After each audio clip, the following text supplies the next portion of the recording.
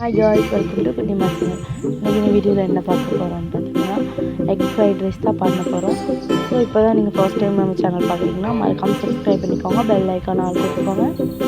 சூப்பராக அது முட்டை ரைஸ் கூட அந்த டொமேட்டோ கெச்சப் வச்சு சாப்பிடும்போது அவ்வளோ ஒரு டெம்டிக்காக அப்படி நாக்கில் அப்படி சூப்பராக இருந்துச்சு. நீங்களும் இதே மாதிரி செய்யணும். மறக்காமல் சேனல் சப்ஸ்கிரைப் பண்ணி நாங்கள் வீடியோக்குள்ளே போகலாம். இப்போ கடாயில் எண்ணெய் ஊற்றி நல்லா ஹீட் ஆனது ஒரு 5 முட்டை எடுத்து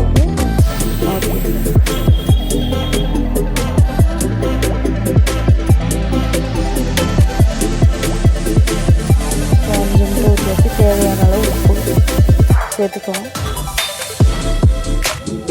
உப்பு நார்மலாக போடுங்க, ரொம்ப அதிகமாக போட்டுச்சுன்னா கசப்பாயிடும்.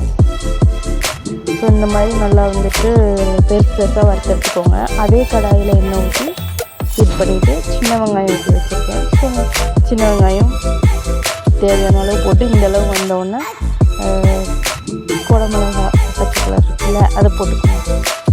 அதான் நல்லா சுருக்குன்னு காரமாக இருக்கும். ஸோ இந்தளவு அது வெந்ததுக்கப்புறம் நம்ம வறுத்தெடுத்து வச்ச முட்டையை இந்த பெருசு பெருசாக இருக்கிறத போட்டு அது கூட சிக்கன் மசாலா, ஸோ தேவையான அளவு சிக்கன் மசாலா போட்டுக்கோங்க. இது கறி மசாலா பொடி, ஸோ அதுவும் தேவையான அளவு போட்டுக்கோங்க.